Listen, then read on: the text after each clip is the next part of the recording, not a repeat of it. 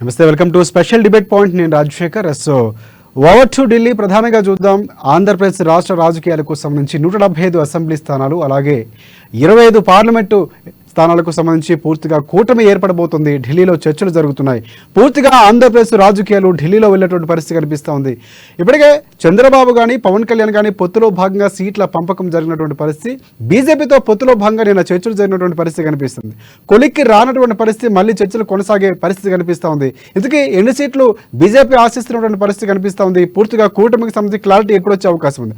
So debate పాయింట్లు ఈరోజు మనతో పాటు పాల్గొనబోతున్నారు కృష్ణవేణి గారు జనసేన పార్టీ నుంచి, అలాగే తులసిరెడ్డి గారు టీడీపీ పార్టీ నుంచి, అలాగే వైసీపీ నాయకులు సుబ్బారెడ్డి గారు మనకి పాల్గొనబోతున్నారు. అలాగే బీజేపీ పార్టీకి సంబంధించి చెన్నై గారు మనకి జాయిన్ అవబోతున్నారు. సో అందరికీ ముందుగా స్వాగతం.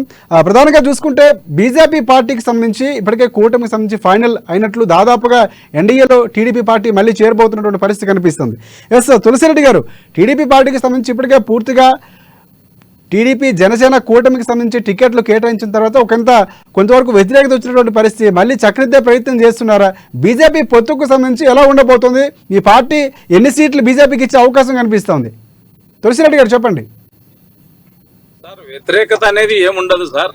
అంటే ఉత్తరాది రాష్ట్రాల్లో బీజేపీ పాలిత ప్రాంతాలన్నీ కూడా ముస్లింస్తో కూడుకున్నటువంటి ప్రాంతమే. ఉత్తరప్రదేశ్ కానీ బీహార్ కానీ ఇతర రాష్ట్రాలన్నీ కూడా ముస్లింస్ అధిక జనాభా గల ప్రాంతాలే. కానీ అటువంటి చోటనే బీజేపీ గెలుపు పొందుతూ వస్తున్నాయి. కాబట్టి ఇక్కడ తెలుగుదేశము మన రాష్ట్ర ప్రయోజనాల కోసము పొత్తు కుదుర్చుకుంటే తప్పేం లేదనేది మా ఉద్దేశం సార్. ముందు నుంచి కూడా ప్రధానంగా వైసీపీ అధికారం నుంచి తొలగించాలి, ఈ అరాచక పాలన పోవాలనేది నినాదంగా ముందుకెళ్తున్నటువంటి పరిస్థితి. కానీ పొత్తులకు సంబంధించి పూర్తిగా వైసీపీకి ఫేవర్ దేశాలుగా కనిపిస్తున్నటువంటి పరిస్థితులు ఉన్నాయని విమర్శలు వస్తున్నాయి. ఎందుకంటే పూర్తిగా పొత్తులకు సంబంధించి క్లారిటీ లేకపోవడం, అభ్యర్థులు బయటకు వచ్చి నినాదాలు చేయడం, వ్యతిరేకతను వ్యక్తం చేయడం, వ్యతిరేకత లేదంటూనే వ్యతిరేకత కొన్ని సందర్భాల్లో వచ్చినటువంటి పరిస్థితి. రెండు చోట్ల వ్యతిరేకత రావచ్చు. అంటే పార్టీ అన్నాక ఇది కూడా తెలుగుదేశం పార్టీ కూడా దాదాపు 40-45 సంవత్సరాల సుదీర్ఘ చరిత్ర ఉన్నటువంటిది. వ్యతిరేకత అక్కడక్కడ రావచ్చు సార్, కాదని చెప్పలేము. తులసిరెడ్డి గారు, అంటే జనసేన టీడీపీ గతంలో మిత్రపక్షంగా ఉన్నటువంటి పార్టీలకు సంబంధించి ఇలాంటి వ్యతిరేకత వచ్చినప్పుడు బీజేపీ పార్టీతో కూడా కలవబోతున్నారు. సో అక్కడ కూడా సీట్ల పంపిణీ జరిగితే కొన్ని నియోజకవర్గాల్లో టీడీపీ క్యాడర్ కలిసి పనిచేసే అవకాశాలు ఉన్నాయనుకుంటున్నారా? సో ఆ దిశగా చంద్రబాబు ప్రయత్నాలు జరుగుతున్నాయనుకుంటున్నారా మీరు? కొన్ని చోట్ల అంటే వాళ్ళకు బీజేపీ వాళ్ళకు అనుకూలం ఉన్న ప్రాంతాల్లోనే ఇవ్వగలుగుతారు. అక్కడ తెలుగుదేశం పార్టీ వాళ్ళు సపోర్ట్ చేస్తారు సార్, ఇబ్బంది ఏముండదు. వాళ్ళ ఇబ్బంది ఉండకపోవచ్చు సార్. రైట్. తులసిరెడ్డి గారు, ఇంకొక ప్రధాన అంశం ఇంకోటి తీసుకుంటే, వైసీపీకి ఇప్పటికే వైవి సుబ్బారెడ్డి కానీ లేకపోతే ప్రధానంగా విజయసాయిరెడ్డి కానీ కొన్ని వ్యాఖ్యలు చేస్తున్నటువంటి పరిస్థితి. 3 కుర్చీలాట, 3 కుర్చీల కోళ్ళతో ఒక చైర్ ఏర్పడబోతుంది, అది ఖచ్చితంగా కూలిపోతుంది తప్ప మళ్ళీ గతంలో ఉన్నటువంటి ప్యాకేజీ ఉంది తప్ప పూర్తిగా ఇక్కడ ఏం లేదు, ప్యాకేజీ మారింది, సేమ్ ప్రొడక్ట్ అని చెప్తున్నటువంటి పరిస్థితి. మళ్ళీ మీరు అదే కూటమితో రాబోతున్నారు, ఈసారి గెలవబోతున్నారు అనుకుంటున్నారా? వైసీపీకి సంబంధించి లోటుపాట్లని ప్రజల్లోకి తీసుకెళ్లడంలో టీడీపీ ఎలాంటి వ్యూహంతో వెళ్ళబోతుంది? సార్, ఖచ్చితంగా పొత్తులతో కూడుకున్నటువంటి తెలుగుదేశం పార్టీ, జనసేన, బీజేపీ ఖచ్చితంగా 100కి 100 ప్రభుత్వాన్ని ఏర్పాటు చేయబోతున్నారు. సార్, ఇన్నాళ్ళు వాళ్ళు కలిసి వైసీపీ వాళ్ళు బీజేపీతో కలిసే ఉన్నారు, రాష్ట్ర ప్రయోజనాలు కలిసి ఉన్నామని చెప్పినారు. కానీ ఎక్కడ జరిగింది సార్? ప్రయోజనాలు ఎక్కడొచ్చినాయి? ఇక్కడ ఒక చిన్న విషయం, ఎక్కడ కూడా బీజేపీ పార్టీ కానీ వైసీపీ పార్టీ సంబంధించి మేము కలిసే ఉన్నామని చెప్పినటువంటి సందర్భాలు లేవు. కానీ లోపాయికార ఒప్పందం మాత్రం మీ టీడీపీ పార్టీ ఆరోపిస్తున్నటువంటి పరిస్థితి. సార్, బయట చున్నీకి ఢిల్లీకి పోతున్నారు, మోడీ గారికి బొకేలు ఇస్తున్నారు, వెంకటేశ్వర స్వామి పటం ఇస్తున్నారు, అన్ని చేస్తా ఉన్నారు. అది ఒప్పందమే కదా సార్. ఇండైరెక్ట్ గా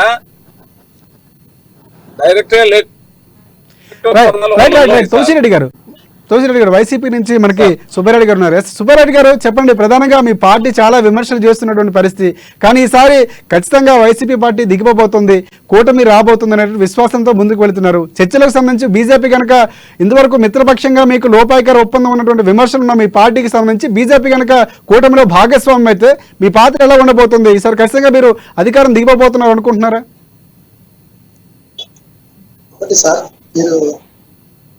అమ్మ టీవీ యాజమాన్యానికి తెలుగు రాష్ట్ర ప్రజలందరికీ కూడా మహాశివరాత్రి శుభాకాంక్షలు. 100% మళ్ళా తిరిగి అధికారంలోకి రాబోతున్నాము. దీనికి ఎటువంటి అభ్యంతరం కానీ డౌట్ కానీ లేదు. 2019కి ముందే జగన్మోహన్ రెడ్డితో పొత్తు పెట్టుకున్నారండి. వీళ్ళంటే పోటీ చేసి గెలవని వాళ్ళు, కొడుకుని గెలిపించుకునే వాళ్ళు, పక్క రాష్ట్రానికి పోటీ చేయకుండా ఉన్న వాళ్ళు, పక్క రాష్ట్రానికి పోటీ చేస్తే డిపాజిట్ కూడా రాని వాళ్ళు, ఈ రాష్ట్రంలో కనీసం డిపాజిట్ కూడా ఈ రోజు చంద్రబాబు నాయుడు చరిత్ర ఒకసారి మనం గుర్తు చూసుకుంటే 1999 నుంచి 2014 కానీ 2014 కానీ ప్రతిసారి పొత్తు పెట్టుకుంటూ అతని చేతనంతో రాష్ట్ర ప్రజలు మోసం చేయడం తప్ప ఇంకొకటి 100% మేము ఫామ్ చేస్తాము. దీంట్లో అసలు పొత్తు ఎందుకు పెట్టుకోవాలండి టీడీపీ వాళ్ళు? ఎస్ సుబ్బారెడ్డి గారు, ఒకసారి మనం జనసేన పార్టీకి వెళ్దాం. కృష్ణవేణి గారు ఉన్నారు మనకి. కృష్ణవేణి గారు, ప్రధానంగా కూటమికి సంబంధించి కీలక పాత్ర పోషించారు పవన్ కళ్యాణ్. ముందు నుంచి కూడా చాలా వరకు నేను చీవాట్లు తిన్నాను, తగ్గినా కూడా రాష్ట్ర ప్రయోజనాల కోసం ముందుకు వెళుతున్నాను అనేటువంటి నినాదం పవన్ కళ్యాణ్ వినిపించినటువంటి పరిస్థితి. కానీ పూర్తిగా పొత్తులకు సంబంధించి జనసేన టీడీపీ కూటమిలో వచ్చిన సీట్లకు సంబంధించి ఇప్పటికే చాలా వరకు కార్యకర్తల్లో నైరాశ్యం ఉందని బాహాటంగానే బయటకు చెప్తున్నటువంటి పరిస్థితి కనిపిస్తుంది. ఇప్పుడు మళ్ళీ బీజేపీతో పొత్తులు పెట్టుకున్నటువంటి పరిస్థితి. సో అక్కడ సర్దుబాటు కాకపోతే పరిస్థితి ఎలా ఉండబోతుంది? నిజంగా వైసీపీని ఎదుర్కోవడానికి కూటమి మరింత బలంగా ఉందనుకుంటున్నారా మీరు? అందరికీ నమస్కారం అండి. ముఖ్యంగా అమ్మాయి న్యూస్ ప్రేక్షకులందరికీ మహాశివరాత్రి శుభాకాంక్షలు. అలాగే ఉమెన్స్ అందరికీ కూడా హ్యాపీ ఉమెన్స్ డే. నమస్కారం. ఇవాళ చాలా సంతోషకరమైన వార్త అండి. అంటే మాకు బీజేపీ ఎప్పుడు కూడా మిత్రపక్షమే. ఇవాళ మేము టీడీపీలో పొత్తులో వెళ్తున్నాం, కానీ ఇది క్యాడర్ వ్యతిరేకించేటువంటి అవకాశం కూడా లేదండి మా జనసేన పార్టీలో. ఎందుకంటే మేము ఆఫ్టర్ ఎలక్షన్ తర్వాత బీజేపీతో కలిపి వెళ్ళినప్పుడు కూడా మాకు వారికి చాలా సత్సంబంధాలు ఉన్నాయి. రాష్ట్ర ప్రయోజనాల కోసం కానీ, రాష్ట్ర అభివృద్ధి కోసం కానీ కాంక్షించేటువంటి వ్యక్తి మన పవన్ కళ్యాణ్ గారు అండి. పవన్ కళ్యాణ్ గారి నాయకత్వంలో ఇవాళ బీజేపీ కూటమిలో వెళ్ళడం అంటే ముందస్తు వ్యూహంతోనే పవన్ కళ్యాణ్ గారు వెళ్ళడం, రాష్ట్ర ప్రయోజనాలు కోసం, రాష్ట్ర అభివృద్ధి ఎంత అగమ్య గోచరంగా తయారైందో ప్రజలందరికీ కూడా విదితమే వైఎస్ జగన్మోహన్ రెడ్డి గారి హయాంలో. రాబోయేది కూడా ఖచ్చితంగా బీజేపీ ప్రభుత్వమే కాబట్టి కేంద్రంలో ఇక్కడ పవన్ కళ్యాణ్ గారి లాంటి నాయకత్వాన్ని కూడా బలంగా పుంజుకుంటే కనుక ఆంధ్రప్రదేశ్ అభివృద్ధి అనేది మాత్రం చాలా సస్యశ్యామలంగా జరుగుతుందండి. అలాగే ఇవాళ టీడీపీలో కూటమిలో వెళ్తున్నాం కాబట్టి ఖచ్చితంగా చంద్రబాబు నాయుడు గారు లాంటి వ్యక్తి ఒక అనుభవం కూడా రాష్ట్రానికి అవసరం అవుతుంది కాబట్టి యువకరకాలు వెనకాల ఉన్నటువంటి మన పవన్ కళ్యాణ్ గారు ఒక చరిష్మా కూడా రాష్ట్రానికి చాలా అవసరం కాబట్టి వాళ్ళ కేంద్ర పెద్దలు కూడా ఇంత సామరస్యంగా స్పందించారని మేము కేంద్ర అందరూ భావిస్తున్నామండి. బీజేపీతో స్నేహాన్ని ఎప్పుడూ కూడా మేము స్వాగతిస్తూనే ఉన్నాము.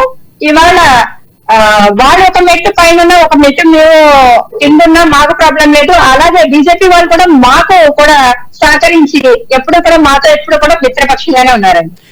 కృష్ణవేణి గారు, ఇంకొక ప్రధానమైనటువంటి ప్రశ్న జనసేనకు సంబంధించి చాలా వరకు కూడా ఎక్కువ సీట్లు ఆశించినటువంటి పరిస్థితి. నిజంగా వాస్తవంగా చెప్పాలంటే మీరు కూడా ఆశించే ఉంటారు. కానీ ఇలాంటి క్రమంలో మీకు కేవలం 24 అసెంబ్లీ స్థానాలకు మాత్రమే 3 పార్లమెంట్ స్థానాలకు పరిమితమైనటువంటి పరిస్థితి.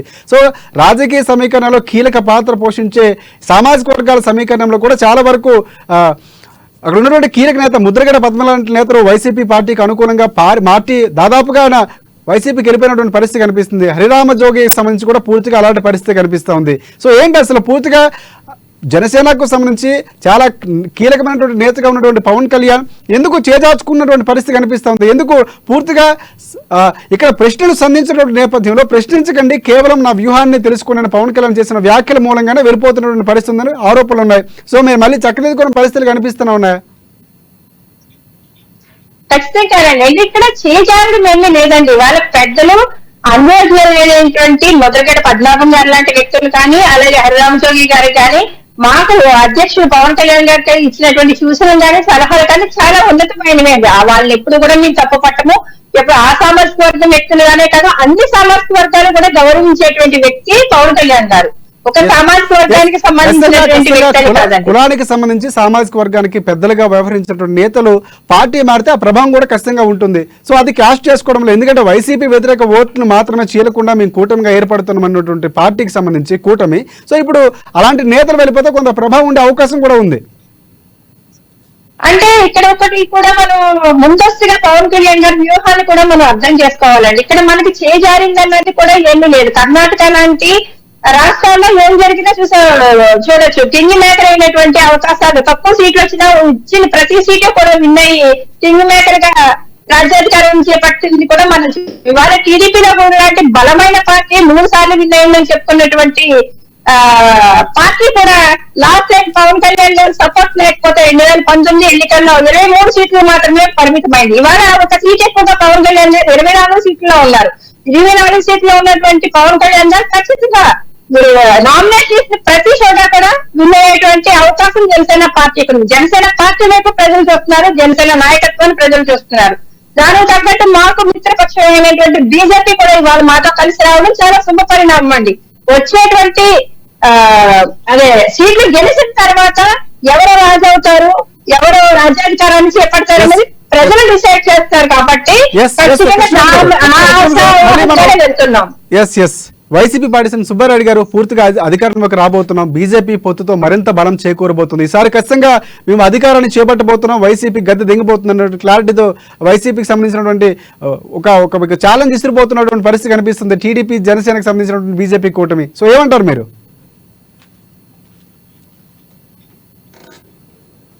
సుబ్బారెడ్డి గారు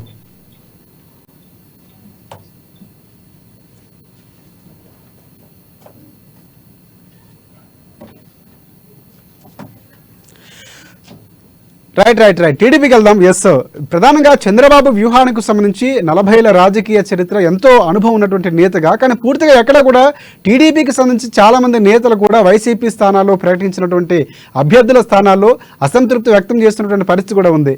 సో దాన్ని చక్కదిద్దే ప్రయత్నం పూర్తిగా ఇక్కడ జరగకుండానే ఢిల్లీ వెళ్ళి మంత్రాలు జరుపుతున్నారు. సో ఇక్కడ అనేటువంటి కొంతవరకు క్యాడర్ నిరసనలో ఉన్నటువంటి పరిస్థితి కూడా కనిపిస్తూ ఉంది. సో దాన్ని చక్కదిద్దే ప్రయత్నం జరుగుతుంది అనుకున్నాం, ఎందుకంటే దాదాపుగా 13వ తారీఖున ఎన్నికల షెడ్యూల్ రాబోతున్నటువంటి పరిస్థితులు కనిపిస్తున్నాయి. సో పూర్తిగా ఆలస్యం అమృతోనే సామెత కూడా గుర్తొస్తున్నటువంటి పరిస్థితి కనిపిస్తుంది. తులసిరెడ్డి గారు ఎలా ఉండబోతుంది మీ టీడీపీ ప్లాన్? సార్ ఆల్రెడీ ఒక ప్లాన్ ఆఫ్ యాక్షన్ వేసుకునే ఉంటారు సార్. చంద్రబాబు గారు ఆల్రెడీ పవన్ కళ్యాణ్ గారు అన్ని కూడా డిస్కస్ చేసే సెంట్రల్ గవర్నమెంట్ తో పోయి సమాలోచనలు జరుపుతున్నారు. ఎందుకంటే ఇక్కడ వివాదం అనేది ఎక్కడ అనిపించదు అనేది నేను అనుకుంటున్నా. ఎక్కడైతే బీజేపీకి బలమైన స్థానాలు ఉంటాయో ఆ స్థానాలనే కోరుతారు, కానీ వీక్ గా ఉండే స్థానాలు వాళ్ళు కోరరు.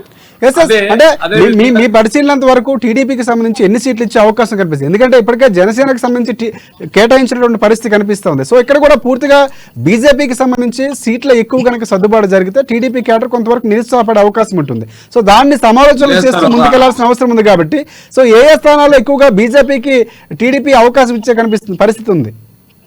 సార్ ఒక 5-6 సీట్లు ఎమ్మెల్యే సీట్లు ఇచ్చేదానికి అవకాశం ఉంది అనుకుంటున్నాం సార్. ఎస్ అంటే దాదాపుగా 10 సీట్లు బీజేపీ ఆశిస్తున్నటువంటి పరిస్థితి కనిపిస్తా ఉంది. 10 పార్లమెంటు స్థానాలు, ఎందుకంటే 400 స్థానాలు కైవసం చేసుకున్నటువంటి ఒక ఎయిమ్తో ముందుకు బీజేపీ పార్టీ వెళ్తుంది. సో ఖచ్చితంగా ఆంధ్రప్రదేశ్ సంబంధించి అలాంటి అవకాశాలు కావాలంటే ఖచ్చితంగా 10 స్థానాలు కావాలని కోరుతున్నటువంటి పరిస్థితి. సో ఇచ్చే పరిస్థితి కనిపిస్తా ఉందా? బీజేపీ వాళ్ళకి కావాల్సింది ఎంపీ సీట్లు సార్, ఎమ్మెల్యే సీట్లు కాదు. కాబట్టి 4-5-6 సీట్లు అయితే సరిపోతుంది. జనసేన ప్లస్ బీజేపీ అయితే ఒక 30 సీట్స్ అవుతుంది. 24 ఆల్రెడీ అనౌన్స్ చేశారు. అంటే మొత్తంగా 30 సీట్లు, 30 అసెంబ్లీ స్థానాలు బయటకి ఇచ్చే అవకాశం ఉంది. మిగతావన్నీ కూడా టీడీపీ పార్టీకి ఉండాలన్నటువంటి వ్యూహంతో వెళ్ళబోతున్నారు అనుకోవచ్చా? అవునవును సార్, అలా అదే సార్ నా ఉద్దేశం అదే. కాబట్టి మాకున్న ఇన్ఫర్మేషన్ కూడా అదే, 5-6 సీట్లు బీజేపీకి ఇచ్చేదానికి ఉంది. ఒక 3-4 ఎంపీ అనుకుంటున్నారు. మళ్ళా పెద్దవాళ్ళు ఏం నిర్ణయిస్తారో ఎక్కడెక్కడ నిర్ణయిస్తారో తెలియదు. కాబట్టి ఒక 3 నుంచి ఎంపీ సీట్లు ఎక్కువ స్థానాలు ఆశించే స్థాయి ఉంటుంది. కానీ బీజేపీ మన రాష్ట్ర ప్రయోజనాల కోసం తెలుగుదేశం ఎంపీలు కోసం మద్దతు ఇవ్వగలుగుతారు. ఎందుకంటే రాష్ట్రం అట్టడుగు పోయింది సార్, అరాచక శక్తులు పాలన చేస్తుంది, అభివృద్ధి కుంటుపడింది. కాబట్టి ఆ ఉద్దేశంతో బీజేపీ ప్రభుత్వానికి టీడీపీకి సంబంధించి జనసేనకు సంబంధించి ఇదే కూటమి గతంలో వచ్చింది. చాలా విమర్శలు ఉన్నటువంటి పరిస్థితి, చాలా హామీలు కూడా ఈ మధ్యనే సీఎం జగన్మోహన్ రెడ్డి చదివి వినిపిస్తూ ఇవి ఎక్కడ కూడా అమలు చేయనటువంటి పరిస్థితి ఉందని టీడీపీ, జనసేన, బీజేపీ కూటమికి సంబంధించి కొన్ని విమర్శలు కూడా చేశారు. సార్ విమర్శలు అనేది సద్విమర్శ అయితే పర్వాలేదు సార్. వేరే దురుద్దేశంగా ఓటును రాబట్టుకోవాలని విమర్శ చేస్తే తప్పు సార్. అది విమర్శ అంటే పని చేయకుంటే సెంట్రల్ గవర్నమెంట్ విమర్శించండి, మేమందరం ఒప్పుకుంటాం. ఇన్నాళ్ళు 4.5 సంవత్సరాలు అయింది. బీజేపీతో స్నేహభావంగా ఉంది. ఢిల్లీకి పోవడం, రావడం, ఫ్లైట్లు ఎక్కడం, ఫ్లైట్ తీసుకోవడం. 2019 ఎన్నికల ముందు బీజేపీ పార్టీకి సంబంధించిన నేతలు వచ్చినప్పుడు నల్లబెల్లి ఎగరేసినటువంటి పరిస్థితులు కూడా ఉన్నాయి. సో ఆ ప్రభావం వల్లే తర్వాత టీడీపీ ఓడిపోయిందన్నటువంటి విమర్శలు కూడా ఉన్నటువంటి పరిస్థితి. సో ఈసారి చక్కదిద్దుకునేందుకే కూటమిగా వెళుతున్నటువంటి పరిస్థితి ఉందా సార్? అందరం ఒక ప్లాన్ ఆఫ్ యాక్షన్ ఉంది సార్ అని చెప్తున్నా. ప్లాన్ ఆఫ్ యాక్షన్ చేసుకునే ఓటు చిల్లనివ్వనని చెప్పి పవన్ కళ్యాణ్ చెప్తున్నారు.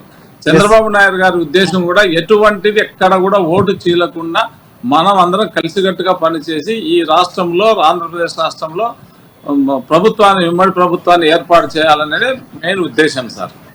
ఎస్ సుబ్బారెడ్డి గారు ఒకటి వైసీపీకి సంబంధించి ముందు నుంచి కూడా పూర్తిగా సింగిల్ గానే వస్తాం, సింహం సింగిల్ గానే వస్తున్నటువంటి స్ట్రాటజీతో ముందుకు వెళ్తున్నటువంటి పరిస్థితి. పొత్తులు ఉండవు, మాకు సింగిల్ గానే వస్తాం, ప్రజలే మా ధ్యేయం అని చెప్తున్నారు. ఇక్కడ పూర్తిగా కూటమి మాత్రం మరోసారి 2014 సంబంధించినటువంటి సీన్ రిపీట్ కాబోతుందని చెప్పినటువంటి పరిస్థితి కనిపిస్తోంది. ఎస్ కృష్ణవేణి గారు, ముందు వైసీపీ సంబంధించి కొన్ని విమర్శలు కూడా వస్తున్నటువంటి పరిస్థితి కనిపిస్తుంది. అంటే పవన్ కళ్యాణ్కి సంబంధించి కానీ లేకపోతే మరొకసారి సీఎం జగన్మోహన్ రెడ్డి పెళ్లి ప్రస్తావన కూడా తీసుకొచ్చినటువంటి పరిస్థితి కనిపిస్తుంది. తన 4వ పిల్లం జగన్మోహన్ రెడ్డి అని చెప్పిన నేపథ్యంలో మరొకసారి విమర్శలు కూడా జనసేన అధినేతకు వచ్చినటువంటి పరిస్థితి కనిపిస్తుంది. సో ఏ విధంగా చూడొచ్చు? అంటే విమర్శలు కేవలం సద్విమర్శగానే తీసుకుంటారో లేకపోతే మళ్ళీ అదే విమర్శ చేస్తున్నటువంటి పరిస్థితి కనిపిస్తూ ఉంది పవన్ కళ్యాణ్ పెళ్లికి సంబంధించి? మీరేమంటారు? సంస్కారహీనమైనటువంటి భాష మాట్లాడుతున్నటువంటి జగన్మోహన్ రెడ్డి గారి గురించి ఏం మాట్లాడతామని మాట్లాడితే ఆయన వ్యక్తిగత జీవితం నుంచి వెళ్ళిపోయినటువంటి అమ్మాయిలు తీసుకొచ్చి మాజీ భార్యలు, పెళ్ళాలని మాట్లాడుతూ ఉంటాడు జగన్మోహన్ రెడ్డి. కారణంతో పోలుస్తున్నాడు. ఇవాళ ఉమెన్స్ డే అన్నప్పుడు ఉమెన్స్ ని ఎంత గౌరవిస్తాము? అలాంటి ఒక ముఖ్యమంత్రి హోదాలో ఉండి ఆడపిల్లల గురించి కానీ ఆయన వ్యక్తిగత జీవితం గురించి మాట్లాడడం తప్ప రాష్ట్రానికి ఏమి అభివృద్ధి చేశాడు జగన్మోహన్ రెడ్డి? 4 ముక్కల్లో చెప్పమనండి. ఆయన 4 భార్యలు అని పదే అంటూ ఉంటే మన పవన్ కళ్యాణ్ గారికి విసుగొచ్చి 4వ భార్య ముందేరా రామన్నారు. అలాగే జగన్మోహన్ రెడ్డి గారికి కూడా ఉమెన్స్ డే శుభాకాంక్షలు అండి మా 4వ వదిన గారికి.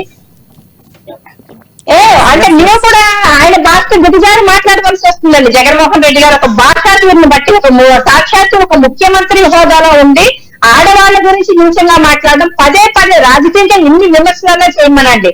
కానీ పవన్ కళ్యాణ్ గారి జీవితం నుంచి వెళ్ళిపోయినటువంటి ఆడవాళ్ళ గురించి ఎందుకు మాట్లాడాలని జగన్మోహన్ రెడ్డి గారు మాట్లాడితే పదే అదే రిపీట్ చేయడం అది ఒక రాష్ట్ర ముఖ్యమంత్రి హోదాకి తగినటువంటి విధానం కాదండి.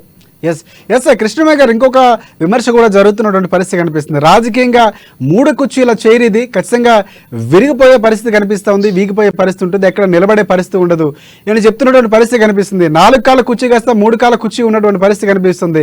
సో ఇక్కడ ప్రొడక్ట్ సేమ్ కనిపిస్తూ ఉంది, ఇక్కడ ప్యాకేజీ మాత్రమే మారిందని ప్రధానంగా విజయసాయి రెడ్డి కొన్ని వ్యాఖ్యలు చేసినటువంటి పరిస్థితి కనిపిస్తుంది. సో ఏంటి అసలు? అంటే అప్పుడు ఉన్నటువంటి పరిస్థితి ఇప్పుడు ఉందనుకుంటున్నారా మీరు?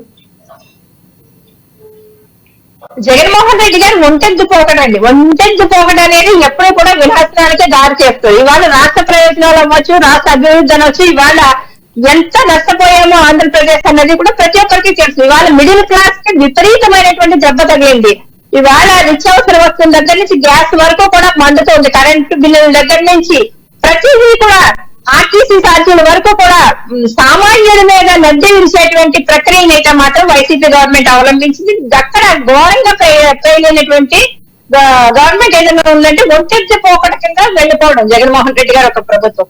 ఇవాళ 3 కుర్చీలు ఆట, 3 కుర్చీల ఇది అని అనొచ్చు. అంటే పవన్ కళ్యాణ్ గారు ఎవరితోనూ పొత్తు పెట్టుకోకుండా వెళ్ళిపోవడానికి ఆయన మాజీ సీఎం గారి కొడుకు కాదు. అలాగే లక్షల కోట్లు ఆస్తి తండ్రి అప్పచెప్తానో లేకపోతే లక్షల కోట్ల అవినీతి చేస్తేనో పార్టీ నడుపుతున్నటువంటి వ్యక్తి కాదు. కూటమి అనేది మన ఆంధ్రప్రదేశ్ లోనే కాదు, మీరు భారతదేశ వ్యాప్తంగా చూడొచ్చు. ఎక్కడైనా సరే కానీ అన్ని పార్టీలు కూటమిలో వెళ్తూనే ఉంటాయి. ఇవాళ రేవంత్ రెడ్డి గారు సీఎం అయిన తర్వాత నరేంద్ర మోడీ గారిని మన కలవడం మానేలేదు కదా. అక్కడ ఏంటంటే రాష్ట్ర అభివృద్ధి మాత్రమే చూస్తున్నటువంటి వ్యక్తులు ఆ విధంగా కలుపుకొని వెళ్తారు. జగన్మోహన్ రెడ్డి గారి లాంటి వ్యక్తులు ఎలా ఉంటారంటే ఒంటెత్తి పోకడ. ఇలా సీఎం అయిపోతే ప్రధానమంత్రి అయిపోవాలి. అంతేగా తప్ప ఇవాళ రాష్ట్ర ఆస్తులన్నీ తాకట్టు పెట్టేస్తున్నటువంటి సచివాలయాన్ని కూడా తాకట్టు పెట్టేసేసి పరిపాలన చేస్తున్నటువంటి జగన్మోహన్ రెడ్డి గారు కూటమి గురించి ఏం మాట్లాడతారండి? ఇవాళ నరేంద్ర మోడీ గారి నాయకత్వం ఉంది, నాయకత్వాన్ని ప్రపంచవ్యాప్తంగా ప్రశంసించారు. అలాంటి వ్యక్తితో కలిసి ఇవాళ చంద్రబాబు నాయుడు గారు ఉన్నారు. ఆయన అనుభవజ్ఞ ఉన్నటువంటి వ్యక్తి. అలాగే పవన్ కళ్యాణ్ గారి గురించి అందరికీ తెలుసు. ఆయన ఒక జాతీయ వారిక రాష్ట్ర ప్రయోజనాలు ఎలాగో దేశ ప్రయోజనాలు కూడా కాంక్షించేటువంటి వ్యక్తి. వ్యక్తిగత స్వార్థం కన్నా కూడా నా దేశం అనేటువంటి దేశభక్తి ఉన్నటువంటి వ్యక్తి. ఇవాళ నరేంద్ర మోడీ గారి నాయకత్వాన్ని మనం చూసుకోవచ్చండి. మన రాష్ట్రానికి కూడా చాలా అవసరం అలాంటి నాయకత్వం. అలాంటి నాయకత్వానికి ఎప్పుడు స్నేహపూర్వకంగా ఉండేటువంటి పవన్ కళ్యాణ్ గారి వ్యక్తిత్వం కూడా మనకి తోడవడం నిజంగా ఆంధ్రప్రదేశ్ అదృష్టం అని అనుకోవాలి. ఒక కరోనా లాంటి విపత్తిని ఎదుర్కోవడం అవ్వచ్చు, జమ్మూ కాశ్మీర్ సమస్యలు అవ్వచ్చు, దాన్ని పరిష్కరించడంలో అయోధ్య రామ మందిరాన్ని అవ్వచ్చు, ఇవాళ మనకి మిలిటరీకి సంబంధించి దేశ రక్షణకు సంబంధించి ఎంత పటిష్టమైనటువంటి నిర్ణయాలు తీసుకుంటారో మన దేశ ప్రధాని నరేంద్ర మోడీ గారి నాయకత్వంలో మన భారతదేశం వైపు దేశ విదేశాలన్నీ కూడా చూసి మనం భారతీయులుగా గర్వంగా చెప్పుకునేటువంటి ఒక హోదాలో వెళ్తూ ఉన్నాం. అలాంటి నాయకత్వం మన దేశానికి అవసరం. అలాగే రాష్ట్రంలో కూడా నరేంద్ర మోడీ గారి నాయకత్వం కూడా అవసరం. పవన్ కళ్యాణ్ గారి చరిష్మాతో నరేంద్ర మోడీ గారి సపోర్ట్ తో ఖచ్చితంగా మన ఆంధ్రప్రదేశ్ అయితే మాత్రం బాగుపడుతుందండి. వీళ్ళు గాలి మాట మాట్లాడతారండి. విజయసాయి రెడ్డి అవ్వచ్చు, సజ్జల రామకృష్ణారెడ్డి గారు అవ్వచ్చు. తులసిరెడ్డి గారు ఒక ప్రాజెక్ట్ తీసుకురాగలిగండి విజయసాయి రెడ్డి. కృష్ణుడి గారు చెప్పండి. విజయసాయి రెడ్డి గారు అవ్వచ్చు, సజ్జల రామకృష్ణారెడ్డి గారు అవ్వచ్చు అండి. విజయసాయి రెడ్డి గారు ఏ హోదాలో ఉన్నారండి? కేంద్రంలో ఏం తీసుకొచ్చారు మన రాష్ట్రానికి? నరేంద్ర మోడీ గారి దగ్గర నుంచి అంత సస్య సంబంధాలు ఉన్న వ్యక్తి అయితే కనుక ఏం మాట్లాడగలిగారు ఎప్పుడన్నా పార్లమెంట్ లోని విజయసాయి రెడ్డి గారు? ఇలాంటి గాలి మాటలు మాట్లాడు. ఒక కూటమితో ముందుకెళ్తుంటే రాష్ట్ర ప్రయోజనాలు కాంక్షించేటువంటి వ్యక్తులు అందరూ కూడా స్వాగతిస్తున్నారు. వైసీపీకి వెన్నులో గొడవడుతుంది కాబట్టి భయపడుతున్నారు.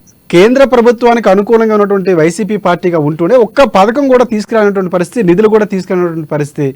ఈరోజు వ్యాఖ్యలు చేస్తున్నటువంటి ప్రధానంగా వైసీపీ కొన్ని వ్యాఖ్యలు చేస్తున్నటువంటి పరిస్థితి. విజయసాయిరెడ్డి కూటమికి సంబంధించి కొన్ని వ్యాఖ్యలు చేశారు. 3 కాళ్ళ కుర్చీ అది వీగిపోతుంది. సో ఇక్కడ ప్యాకేజీ అనేది మాత్రం మారింది తప్ప సేమ్ ప్రొడక్ట్.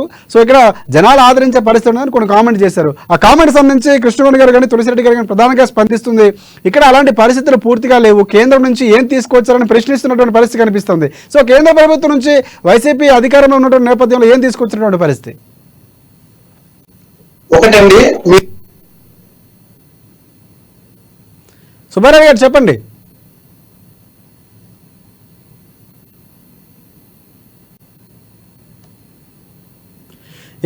తులసిరెడ్డి గారు ప్రధానంగా టీడీపీ పార్టీకి సంబంధించి చాలా వరకు కూడా తర్జన భర్జన ఒకనొక సందర్భంలో పూర్తిగా కుప్పం లాంటి ప్రాంతంలో వైసీపీ ప్రధానంగా ఫోకస్ చేసినటువంటి పరిస్థితి. అక్కడ మళ్ళీ స్థానిక ఎన్నికల్లో ఈసారి విజయం సాధించబోతున్నామని చెప్తూనే ఇక్కడ ఉన్నటువంటి అసెంబ్లీ ఎన్నికల్లో కూడా అదే స్థాయిలో మేము పాగా వేయబోతున్నాం, చాలా చాలా కీలకంగా ముందు వ్యూహాత్మకంగా వెళ్ళేటువంటి పరిస్థితి కనిపిస్తుంది. ఈసారి ఇప్పుడు పరిస్థితి ఎలా ఉండబోతుంది? అక్కడ లక్ష ఓట్ల మెజార్టీతో ఏదైతే అధినేత చంద్రబాబు విజయం సాధిస్తారని చెప్పినటువంటి పరిస్థితి ఉంది. సో నిజంగా వైసీపీ వ్యూహాలు ఫలించి అక్కడ పరిస్థితి ఒకవేళ మీకు అనుకూలంగా రాకపోతే ఎలా వెళ్ళబోతున్నారు? సార్, ఇప్పుడు కుప్పం ఎంతో పులివెందల అంతే. వైనాట్ పులివెందల అని మేము కూడా అనొచ్చు. వైనాట్ కుప్పం అని అంటారు వాళ్ళు. కుప్పంలో మా నాయకుడు ఎంతో శ్రద్ధ వహించి కుప్పాన్ని డెవలప్ చేశారు. వాళ్ళకి అధికారం ఉంది కాబట్టి స్థానిక ఎన్నికల్లో మున్సిపాలిటీని స్వాధీనం కైవసం చేసుకోవడం జరిగింది. అక్కడుండే నాయకులు, ఆ జిల్లాలో ఉన్నటువంటి పరిస్థితులు, పెద్దిరెడ్డి గారు వీళ్ళంతా విచ్చలవిడిగా రాజ్యపాలన చేస్తున్నారు. అక్కడ ప్రజాస్వామ్యయుతంగా అక్కడ పాలన జరగడం లేదు. అట్లాంటి ఏమైనా మాట్లాడతారు. తమిళనాడు నుంచి కూడా మనుషులు తెచ్చుకొని బస్సుల్లో తెచ్చుకొని దొంగ ఓట్లు వేసినది. ఒక ఎస్పీ సస్పెండ్ అయ్యాడు, కలెక్టర్ సస్పెండ్ అయ్యారు. ఇవన్నీ కళ్ళారా చూస్తున్నాం మనం అక్కడ పరిస్థితులు ఎట్లున్నాయని. వైనాట్ పులివెందల అని కూడా మేము కూడా అంటాం సార్. పులివెందల ఆల్రెడీ టైట్ అయింది, కడప టైట్ అయిపోయింది జగన్మోహన్ రెడ్డి గారికి అనుకుంటున్నారు. రేపు చూడండి, రేపు సునీత గారు కానీ, శర్మిల గారు కానీ, సౌభాగ్యమ్మ గారు కానీ ఆ ప్రాంతంలో వచ్చి తిరిగితే వీళ్ళ పరిస్థితి ఏంటి చెప్పండి. కాబట్టి ప్రతి కుటుంబంలో కూడా వాళ్ళ కుటుంబ కలహాలు ఉన్నాయి. అవన్నీ తప్పించుకోవడానికి కోసం ఇవన్నీ ఇంత రాజకీయము ఒక ప్రజల యొక్క మైండ్ ను డైవర్ట్ చేయాలి. కుప్పం కూడా గెలుస్తామని చెప్పారు, అది కాదండి, నీ పులివెన్నెలు కాపాడుతావు ఫస్ట్. ఎస్ సార్, ప్రధానంగా ఇంకొక విమర్శ చేసినటువంటి పరిస్థితి వైసీపీకి సంబంధించి సీఎం జగన్మోహన్ రెడ్డి అయిన తర్వాత ఎప్పుడు కూడా కుప్పంకి సంబంధించి కుప్పాని ప్రజలకు సంబంధించి విమర్శలు చేయలేదు. కానీ మాజీ సీఎంగా ఉన్నటువంటి చంద్రబాబు మాత్రం చాలా వరకు కడపకు సంబంధించి కొన్ని కామెంట్ చేసినటువంటి పరిస్థితి కనిపిస్తుంది. కడప ప్రాంతాన్ని కించపరిచేలా కొన్ని వ్యాఖ్యలు చేశారని కూడా వైఎస్ జగన్మోహన్ రెడ్డి చెప్పినటువంటి పరిస్థితి కనిపిస్తుంది. వ్యత్యాసాన్ని చూడండి, నాకు చూసి ఓటేయండి, ఈసారి గెలిపించండి అభ్యర్థిని కూడా ప్రకటించారు జగన్మోహన్ రెడ్డి. వ్యత్యాసం ఏముంది సార్ ఇక్కడ? ఆయన జగన్మోహన్ రెడ్డి గారు ఎప్పుడైతే కుప్పం మీద కాన్సన్ట్రేషన్ చేశారో, చంద్రబాబు నాయుడు కడప జిల్లానంతా కాన్సన్ట్రేట్ చేశారు. తప్పేముంది సార్ దాంట్లో? ఇదిలో రాజకీయంగా ఒక వ్యూహం, ఇది కూడా వాళ్ళు రాజకీయంగా వ్యూహాలు వేస్తే మా పెద్ద సార్ కూడా రాజకీయంగా వ్యూహాలు మన్నుతున్నారు. సో అంటే షర్మిలకి మీకు లోపాయకర్ ఒప్పందం ఉందనుకోవచ్చా? వ్యూహంలో భాగంగా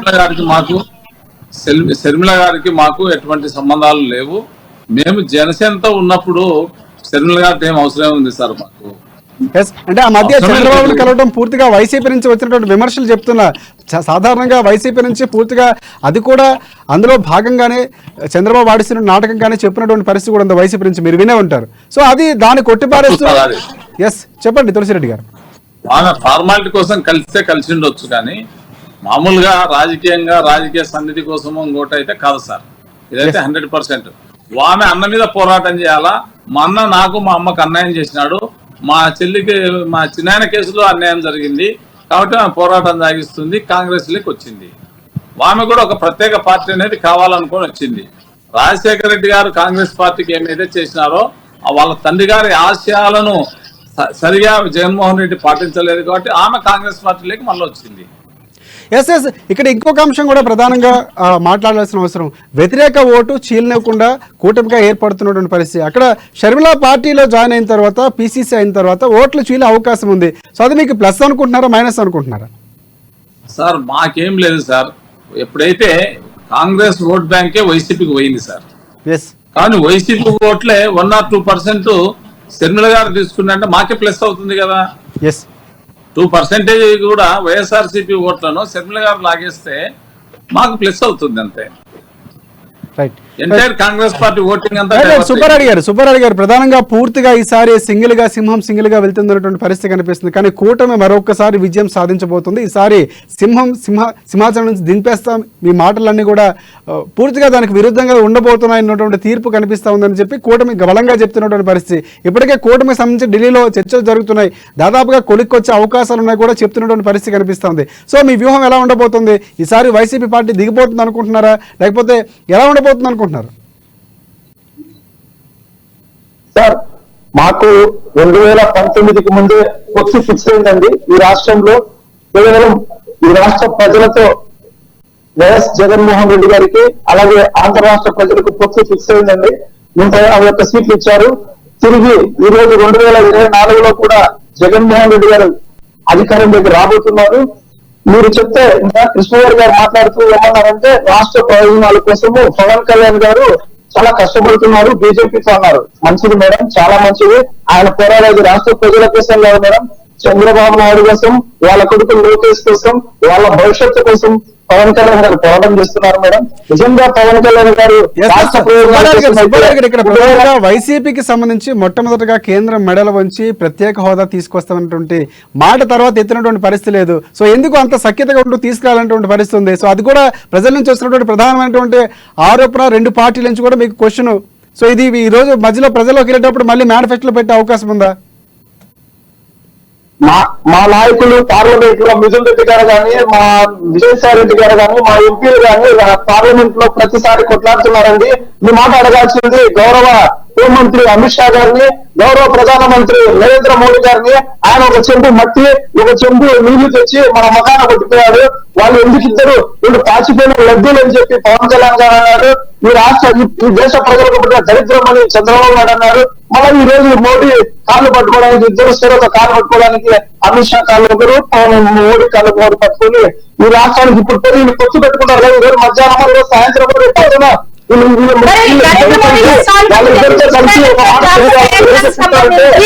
సుబ్బారావు గారు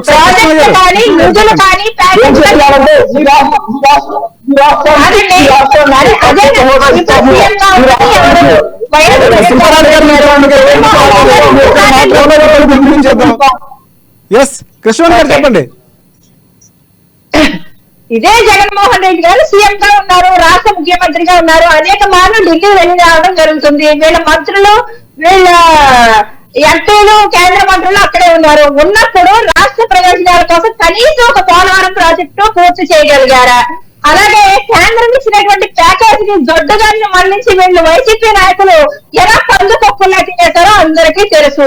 ఇవాళ ఇన్నిసార్లు కేసులు పట్టించుకోవడం కోసం అమిత్ షా గారు కాళ్ళు పట్టుకోవడానికి అస్తమానం ఢిల్లీ పరిగెట్టేటువంటి ఈ ముఖ్యమంత్రి గారు ఇవాళ నరేంద్ర మోడీ గారి నాయకత్వాన్ని గాని, అమిత్ షా గారి నాయకత్వాన్ని గాని, పవన్ కళ్యాణ్ గారు ఒక చెల్లిస్మని గాని ప్రశ్నించేటువంటి హక్కు ఉన్నటువంటి వ్యక్తి. ఒకసారి అది చెప్పాలండి సుబ్బారాయుడు సుబ్బారావు గారు. చెప్పండి, పోలవరం సంబంధించి ఎందుకు పూర్తి స్థాయిలో పూర్తి చేస్తామని మాట ఇచ్చినటువంటి పరిస్థితి ఎందుకు చేయలేపారు? కేంద్రం నుంచి ఎందుకు నిధులు తీసుకెళ్లేపారని కృష్ణమణి గారు అడుగుతున్నారు, ఏం చెప్తారు? మనకు ఇచ్చిన ఈ 4 సంవత్సరాలలో 4 సంవత్సరాల 10 నెలలు ఇప్పుడు పూర్తి చేశారు. దీంట్లో దాదాపు 30 నెలలు కరోనా వచ్చి రాష్ట్రమే కాదు, దేశమే కాదు, ప్రపంచం అంతా అతలాకుతలమైంది సార్. అయినా కూడా మా నాయకుడు ఎక్కడ కూడా వణకకుండా తనకకుండా వీళ్ళలాగా పెత్తందరలో నిలబడలేదు సార్. పేద ప్రజలు, అట్టడుగు దిగువ మధ్య తరగతి నిరుపేదల ఎందుకు పోలవరాన్ని పూర్తి చేయలేకపోయారు? ఖచ్చితంగా మాట ఇచ్చారు అసెంబ్లీ సాక్షిగా. అప్పుడు మంత్రిగా ఉన్నటువంటి అనిల్ ఇచ్చినటువంటి పరిస్థితి ఉంది, అనిల్ యాదవ్. కానీ పూర్తిగా అది ఎక్కడ కూడా వచ్చినటువంటి పరిస్థితి కనిపిస్తుంది. 70% పూర్తయిన పోలవరం ఎందుకు పూర్తి కాలేదు, ఎందుకు పూర్తి చేయలేకపోయారు? సూడి ప్రశ్న, దాన్ని చెప్పేసేయండి ఆన్సర్. దానికి కారణం ఏంటంటే పవన్ కళ్యాణ్ గారికి, చంద్రబాబు నాయుడుకి అనైతిక పొత్తు పెట్టుకుని ఎక్కడ జగన్మోహన్ రెడ్డికి నిధులు ఇస్తే పోలవరం కడితే జగన్మోహన్ రెడ్డి గారికి ఈరోజు పేద ప్రజల్లో ఎంత మంచి పేరు ఉందో రాష్ట్ర ప్రజల్లో మిగతా వర్గాల్లో కూడా మంచి పేరు వస్తుంది. ఆయన ఇప్పుడే ఏం చేయలేకపోతున్నాం, ఇది కూడా కడితే ఆయన తిరుగులేని నాయకుడు మహానాయకుడు. మీరు చెప్తారు కృష్ణమణి గారు, ఒక నిమిషం ఆగాలి. సుబ్బారావు గారు చెప్పండి, కంటిన్యూ చేయండి. అనైతిక పొత్తు పవన్ కళ్యాణ్ తో, చంద్రబాబుతో, మోడీ గారికి ఉంది కాబట్టి ఆయన మాకు నిధులు ఇవ్వలేదు కాబట్టి, అయినా కూడా మా జగన్మోహన్ రెడ్డి గారు ఎక్కడా కూడా వెనకడలేదు. ఉన్న దాంట్లో ఈ 2.5 సంవత్సరం కరోనా పోయినా కూడా మిగిలిన దాంట్లో 4 కోట్లు అయితే ఈ రోజు మనకు సముద్ర తీర ప్రాంతంలో 4 కోట్లు ఏర్పాటు చేశాడు. మా కడప జిల్లాలో సార్ సెంచరీ ప్లేవుడ్ పరిశ్రమలు నెలకొల్పారు. చూస్తే కదా చాలా పరిశ్రమలు వచ్చాయి. వీళ్ళకి ఏంటంటే కార్నర్లు వచ్చినప్పుడు చూస్తే ఆ కార్నర్లు వచ్చే వాళ్ళకి లోకమంతా పచ్చగా కనిపిస్తాయి. సో ఈ 4 అంశాలు తప్ప మిగతా ఏదైనా వీళ్ళు చూడగలుగుతున్నారా? ఈ రాష్ట్రంలో ప్రతి సచివాలయ పరిధిలో అభివృద్ధి జరిగింది, అది గమనించలేదా? గమనించండి.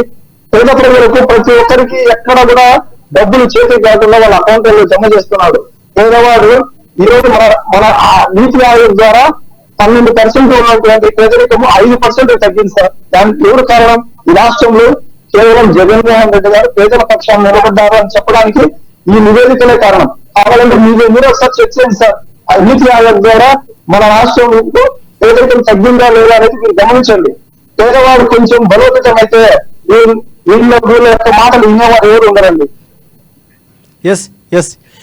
టీడీపీకి ఒకసారి వెళ్దాం. పూర్తిగా ఏదైతే నీతి ఆయోగ్ సంబంధించినటువంటి ఇచ్చిన సర్టిఫికేట్ ఆధారంగా ఇచ్చినటువంటి ఏదైతే ప్రాథమిక నివేదికకు సంబంధించి పూర్తి స్థాయిలో పేదవాడి యొక్క స్థితిగతులు మారాయి వైసీపీ ప్రభుత్వం అని చెప్తున్నారు. సో మీరేమంటారు? తులసిరెడ్డి గారు చెప్పండి. పూర్తిగా వైసీపీ పాలనలో పేదవాడి యొక్క స్థితిగతులు మారాయి, పూర్తిగా వారికి ఊతమిచ్చినటువంటి పార్టీగా ముందుకెళ్తున్నాం. డైరెక్ట్ గా సంక్షేమం, నో మిడిల్ మ్యాన్, మధ్యలో ఎక్కడ మధ్యవర్తిత్వం లేకుండా అకౌంట్లో వేస్తున్నటువంటి పరిస్థితి. ఇంత సంక్షేమం జరుగుతుందో ఎందుకు విమర్శిస్తున్నారు అంటే ప్రధానంగా అని చెప్తున్నటువంటి పరిస్థితి ఏమంటారు?